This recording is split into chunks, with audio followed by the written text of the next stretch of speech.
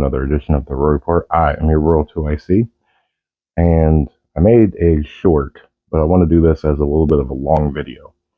I recently got asked, what is a conspiracy theory? I was a little taken back by it, figured, it's general knowledge as of now, but hey, you don't know until you know. So, I was kind of honored and humbled that they come and ask me, especially in the information age. Got a little plastic device in your pocket that you can basically ask any question you want. But they came and asked me. So, to do a scenario as an example, to maybe make it a little bit more personable. Let's say that you have a school age child.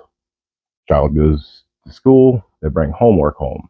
They sit down every day, they do their homework, very rarely asking for your help, but each and every time that they bring homework home, you pick it up, you go through it, everything checks out. They're doing it quickly, they're doing it correctly, everything's great.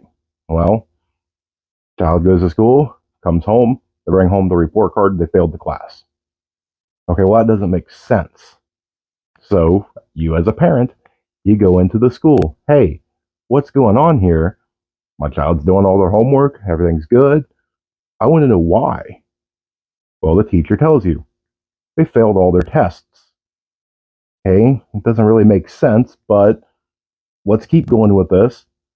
Your next question would probably be, let me see the tests.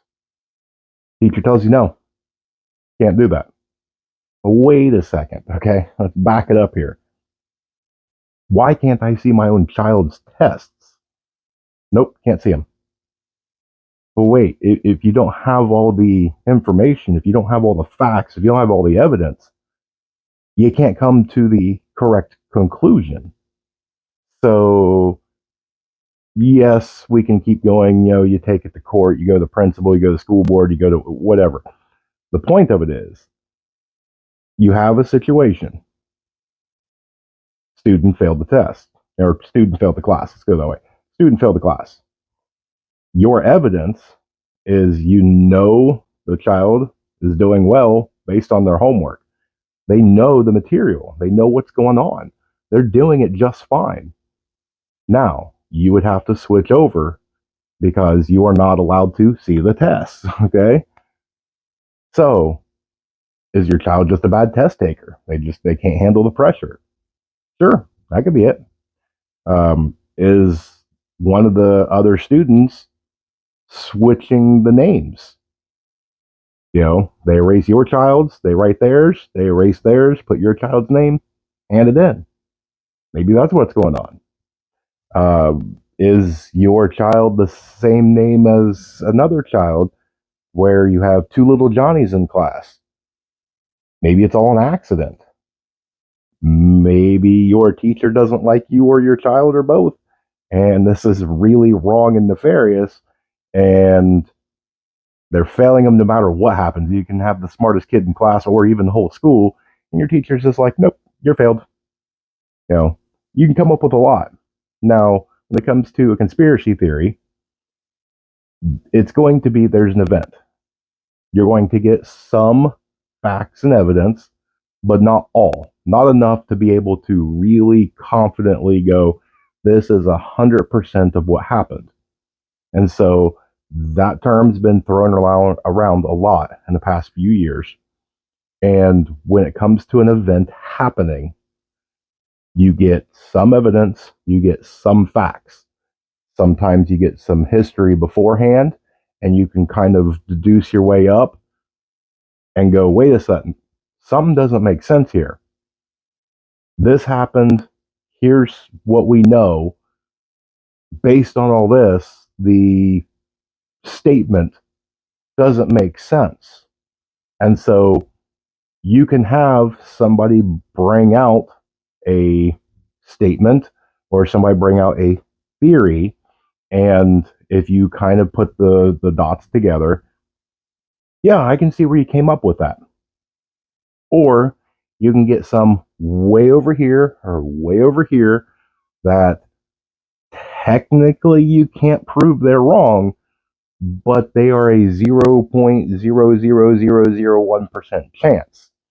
So if you wanted to get to that point where the conspiracy theories are bad, then you would do things to put out all the evidence, all the facts, to where even if somebody didn't accept the reasoning of the outcome, most people could take all the stuff and go, no, here's all the things fall along.